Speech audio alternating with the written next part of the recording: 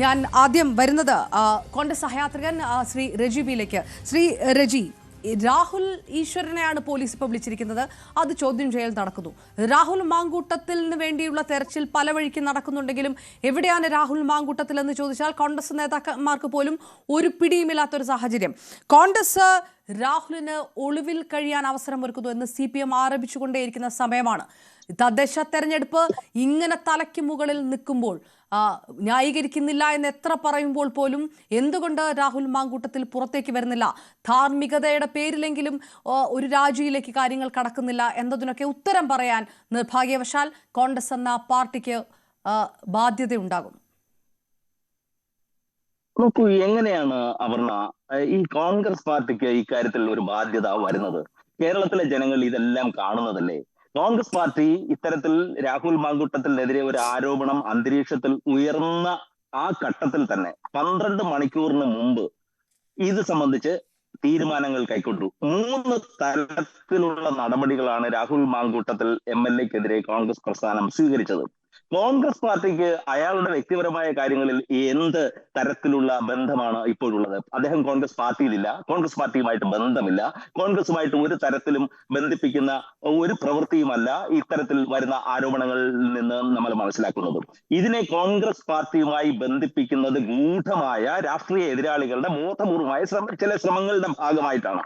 നമുക്കറിയാം, ഇപ്പോ കേരള സർക്കാർ, അതായത് ഒരു തദ്ദേശ സ്വയംഭരണ തെരഞ്ഞെടുപ്പിന്റെ ഘട്ടം നടക്കുകയാണ്. അപ്പോൾ രാഷ്ട്രീയമായി നിരവധി വിഷയങ്ങൾ നമ്മുടെ സമൂഹം ചർച്ച ചെയ്യേണ്ടതുണ്ട്.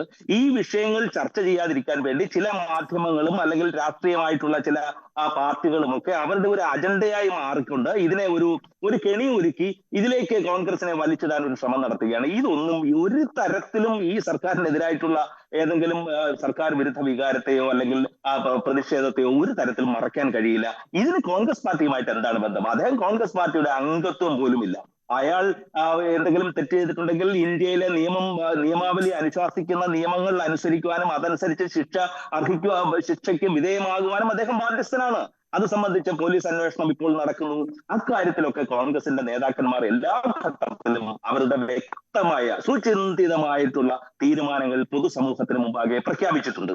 ഇതിനെ കോൺഗ്രസ് പാർട്ടിയുമായി കൂട്ടിമുട്ടിക്കുക അല്ലെങ്കിൽ ഏതെങ്കിലും തരത്തിൽ ബന്ധിപ്പിക്കാൻ നടത്തുന്ന ശ്രമങ്ങളൊക്കെ തന്നെ ഈ സ്വർണ്ണക്കൊള്ള, അതായത് ശബരിമലയിലേക്ക് സ്വർണം മോഷണം പോയതിൽ 2 CPM-ന്റെ പ്രവർത്തകർ ജയിലിൽ കിടക്കുമ്പോൾ, ഇനിയും ദേവസ്വം ബോർഡിനെ പ്രതിക്കൂട്ടിലാക്കാൻ പോകുമ്പോൾ, നിരവധി പേരെ ഇനി ചോദ്യം ചെയ്ത് അറസ്റ്റ് ചെയ്യാൻ ഒരുങ്ങുമ്പോൾ ആ വിഷയങ്ങളൊക്കെ പൊതുസമൂഹത്തിൽ ചർച്ച ചെയ്യാതിരിക്കാൻ വേണ്ടിയുള്ള ബോധപൂർവമായ ഒരു ശ്രമത്തിൽ ശ്രീ രജി ബി അതാണ് ഈ പറഞ്ഞു തുടങ്ങുന്നത്. ഭരണ പക്ഷത്തെ ചോദ്യം ചെയ്യേണ്ട ബാധ്യത പ്രതിപക്ഷത്തിനുണ്ട്.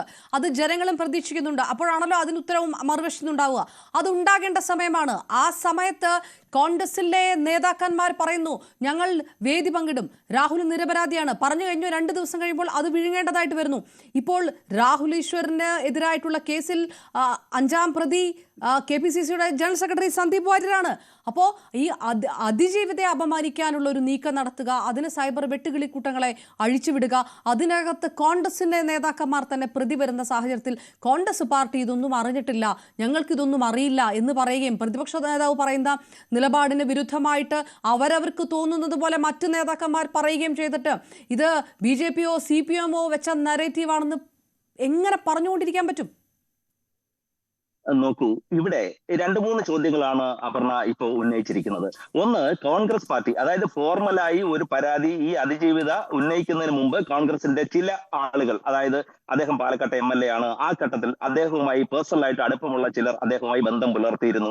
അവിടുത്തെ ചില സ്ഥാനാർത്ഥികളോടൊപ്പം നടക്കുന്നതായിട്ടുള്ള വാർത്തകളൊക്കെ ചില മാധ്യമങ്ങൾ പുറത്തു വിട്ടിട്ടുണ്ടായിരുന്നു.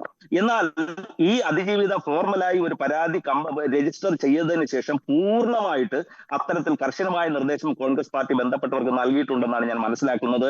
മാത്രമല്ല, പരിപൂർണമായിട്ടും കോൺഗ്രസ് പാർട്ടി അയാൾക്കെതിരെ സ്വീകരിക്കാവുന്ന എല്ലാ നടപടികളും ഇവിടെ സ്വീകരിച്ചിട്ടുണ്ട്.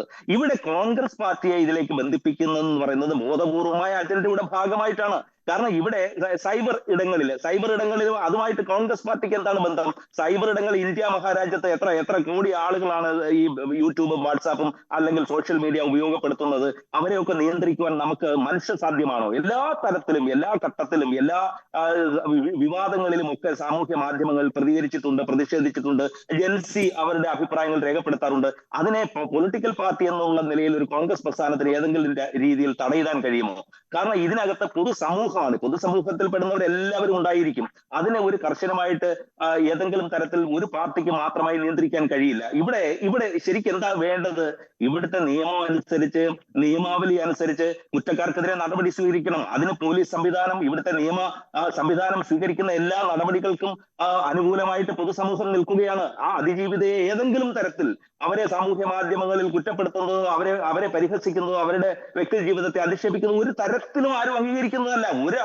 അതായത് നിയമം അനുശാസിക്കുന്ന, നിയമത്തെ അനുസരിച്ച് ജീവിക്കുന്ന ഏതെങ്കിലും ഒരു നല്ല മലയാളി, ധാർമ്മികതയെ ഉയർത്തിപ്പിടിക്കുന്ന ആർക്കെങ്കിലും ആ അതിജീവിതക്കെതിരായി നടക്കുന്ന സൈബർ ആക്രമണങ്ങളെ പിന്തുണയ്ക്കാൻ കഴിയും? ഒരിക്കലുമില്ല. അതൊക്കെ ചില ഗൂഢമായിട്ടുള്ള ചില അജണ്ടകളുടെ ഭാഗമായിട്ട് വരുന്നതായിരിക്കും. കോൺഗ്രസ് പ്രസ്ഥാനം, അങ്ങേക്കറിയാമല്ലോ, കോൺഗ്രസ് പ്രസ്ഥാനം എക്കാലത്തും മറ്റൊരു രാഷ്ട്രീയ പാർട്ടികളും സ്വീകരിക്കാത്ത അത്ര ഉയർന്ന നിരയിലുള്ള. അല്ല, ഞാൻ ചോദിക്കുന്നത് സന്ദീപ് വാര്യർക്കെതിരെ കേസെടുത്തിരിക്കുന്നതിനകത്ത് അർത്ഥമില്ല എന്ന് ശ്രീ റെജി പറയില്ലല്ലോ അല്ലേ? സന്ദീപ് വാര്യർക്കെതിരെ മുന്നേ ഈ എന്തോ ഫോർമലായിട്ടുള്ള അതിന്റെ അടിസ്ഥാനം എന്താണെന്ന് എനിക്ക് അത്ര അറിയില്ല. അത് നിയമവിദഗ്ധരുമായിട്ട് ആലോചിച്ച് അത് ചെയ്യും. പക്ഷേ ഇത് രാഷ്ട്രീയ എതിരാളികളെ ഏതെങ്കിലും രീതിയിൽ ഇതിൽ ഉൾപ്പെടുത്തിക്കൊണ്ട് രാഷ്ട്രീയ വിവാദമാക്കി മാറ്റുവാൻ രാഷ്ട്രീയ എതിരാളികൾ ബോധപൂർവമായി ശ്രമിക്കും. ഒരു തർക്കവുമില്ല കാര്യത്തിൽ.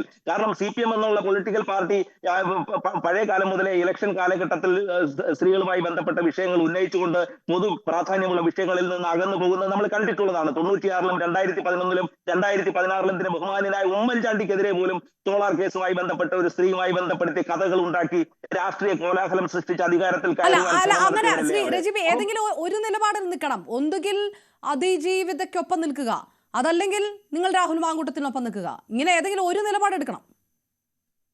നോക്കൂ അപർണ, രാഹുൽ മാങ്കൂട്ടത്തിൽ ഇപ്പോൾ കോൺഗ്രസ് പാർട്ടിയിലെ അംഗമല്ല. കോൺഗ്രസ് പാർട്ടിയുടെ പ്രാഥമിക അംഗം പോലും അല്ല. കോൺഗ്രസ് പാർട്ടിയുടെ MLA അല്ല. അദ്ദേഹത്തെ ഏതെങ്കിലും രീതിയിൽ പ്രതിരോധിക്കുകയോ അദ്ദേഹത്തിന്റെ പക്ഷം പിടിക്കുകയോ ചെയ്യേണ്ടത് ഏതെങ്കിലും കോൺഗ്രസ്സുകാരന്റെ ഉത്തരവാദിത്വമാണോ? ഒരിക്കലുമല്ല. അദ്ദേഹം ഈ പൊതുരംഗത്ത് അദ്ദേഹത്തെ കോൺഗ്രസ് പാർട്ടിയുടെ ഭാഗമായി അദ്ദേഹം വിജയിച്ചു വന്നിരുന്നു. പക്ഷേ അദ്ദേഹത്തിന്റെ ഭാഗത്തുനിന്നുണ്ടായ ഈ പറഞ്ഞ ഉയർന്ന വിവാദങ്ങളുടെ പശ്ചാത്തലത്തിൽ ഒരു ഫോർമൽ പരാതി ഉണ്ടാകുന്നതിന് മുമ്പ് ഒരു കേരളത്തിലെ ഒരു പൊളിറ്റിക്കൽ പാർട്ടിയും സ്വീകരിക്കാത്ത അത്ര സീരിയസ് ആയിട്ടുള്ള വളരെ കർശനമായിട്ടുള്ള നിലപാടുകളും നടപടികളും കോൺഗ്രസ് പാർട്ടി അയാൾക്കെതിരെ സ്വീകരിച്ചു. പറയേണ്ടി വരുന്നു, കുറച്ച് ദിവസങ്ങളായിട്ടുള്ളൂ കെ സുധാകരൻ, രാഹുൽ, സജന ബി, യൂത്ത് കോൺഗ്രസിന്റെ വനിതാ നേതാവ് സജന രാഹുൽ മാങ്കൂട്ടത്തിനെതിരെ പോസ്റ്റ് ഇടുക, രാഹുലിനൊപ്പമാണ് നിൽക്കുന്നതെന്ന് കെ സുധാകരൻ പറയുക,